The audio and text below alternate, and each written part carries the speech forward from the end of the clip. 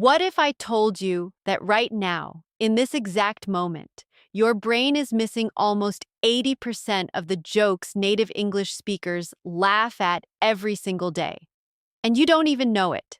What if the reason you smile politely in conversations instead of actually laughing isn't because your English is bad, but because nobody ever taught you the secret code hiding inside real humor? What if, by the end of this video, you could finally catch a joke in real time?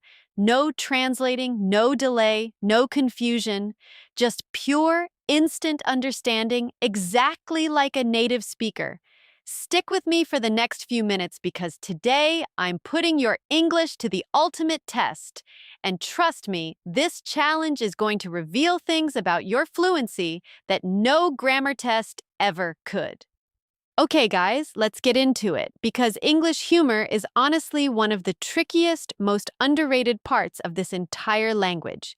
Let's start with puns, because puns are everywhere, and they are brutal if you're not ready for them. I used to be a banker, but I lost interest. Did you catch it?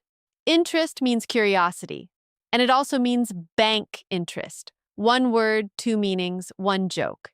If your brain caught both meanings at the same time, congratulations. That's a huge fluency marker. If you only caught one, don't worry. That's exactly why we're doing this challenge. Now let's make it harder. Homophones. Words that sound exactly the same but mean completely different things. Imagine hearing a joke about flower and flower spoken out loud with zero spelling to help you. Your ear has to do all the work instantly with no visual clues. This is where even advanced learners get stuck, because reading English and listening to English are two completely different skills, and most people never train the second one properly. Then we've got idioms, and this is where it gets sneaky. Break a leg, spill the beans. Simple words, impossible meaning, unless you already know the phrase. You could have a huge vocabulary and still get completely lost here, because idioms aren't logical, they're cultural, and they're absorbed, not memorized. And speaking of culture, some jokes need context that no textbook will ever give you.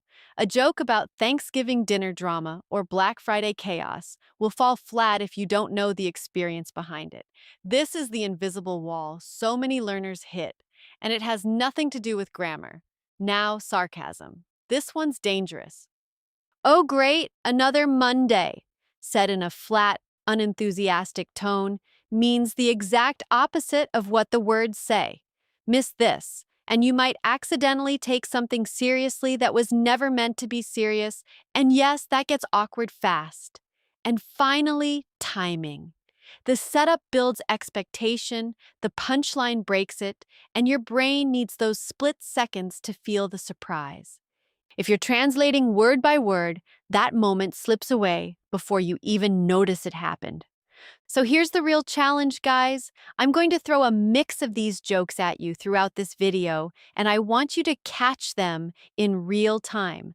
Out loud if you can, no pausing, no rewinding. Comment below with how many you actually got, and be honest, because this isn't about being perfect. It's about seeing exactly where your English brain is right now, today. Here's the truth. Understanding English jokes isn't a small, cute bonus skill.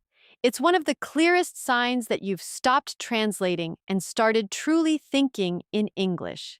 Every pun you catch, every idiom that suddenly makes sense, every sarcastic comment you read correctly. That's your brain rewiring itself, moving from effort to instinct. And that shift, that exact moment when a joke just clicks without you trying, that's fluency. Real, felt, lived fluency. So don't be discouraged if you missed a few today. Missing them just means you now know exactly what to focus on next, and that's incredibly powerful.